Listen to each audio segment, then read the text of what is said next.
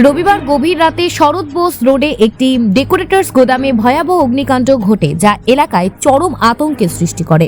প্রথমে স্থানীয়দের নজরে আসে কালো ধোঁয়া ও আগুনের লেলিহান শিখা। সঙ্গে সঙ্গে খবর দেওয়া হয় দমকলকে। দমকলের মোট 12টি ইঞ্জিন ঘটনাস্থলে এসে প্রায় 1 ঘন্টার চেষ্টায় আগুন নিয়ন্ত্রণে আনে। তবে ততক্ষণে গোদামের বাঁশ, কাপড়, প্যান্ডেলের কাজে ব্যবহৃত একাধিক সামগ্রী সম্পূর্ণ ভস্মীভূত হয়ে যায়। আগুনের কারণে এখনও স্পষ্ট নয়, তবে প্রাথমিকভাবে শর্ট সার্কিট থেকে আগুন লাগতে পারে বলে অনুমান দমকল বিভাগের। আগুন লাগার পর থেকে গুদামের প্রধান ফটকে তালা ঝুলছে। সকালে ঘটনাস্থলে পৌঁছেছে পুলিশ। আপাতত গোটা এলাকা ঘিরে রাখা হয়েছে। দমকল ও পুলিশের পক্ষ থেকে তদন্ত চলছে এবং এই অগ্নিকাণ্ডে ঠিক কত টাকার ক্ষতি হয়েছে তা এখনো নির্ধারিত করা যায়নি। Bureau report, news prime Times. আমি জানি না, আমি এখানে কর্মচারী কাজ করি। আমি আমার বাইকটা রেখে এখানে গিয়েছিলাম। সকালবেলা এসে দেখি গুদামে আগুন লেগে গেছে। আর আমার বাইক নতুন বাইক কেনা ছিল, নতুন বাইকের মধ্যেও পুরো ছাই হয়ে গেছে।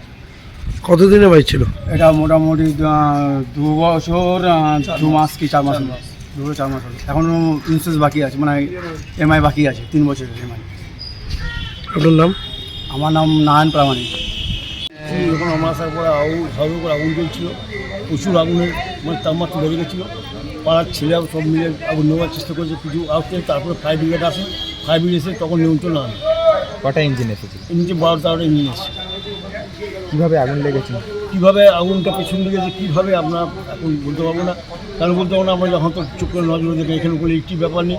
পেছন থেকে আগুনটা আসলে সামনে দিকে গেছে। কী ছিল এখানে?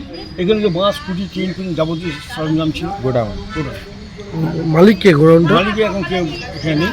এবং আপনার বাড়ি ভাঙালো, কিছু বাঁশ লাগালো, ওই বাড়ি ভাঙালো, কিছু বাঁশ লাগালো, মেলো কিনে গিয়ে বাড়ি গোডাউন বলতে কারণ নেই। এটা কি মানে খোলা ছিল গোডাউনটা? না না, গোডাউনটা কিন্তু বন্ধ ছিল। গোডাউন খোলা জায়গায় তো লোক নেই, তাহলে কখন আগুন লেগে যেত। জায়গাটার নাম কি? সব বছর এই যে অ্যাড্রেস দেখুন লেখা আছে। আপনার নাম? অজিত সরকার।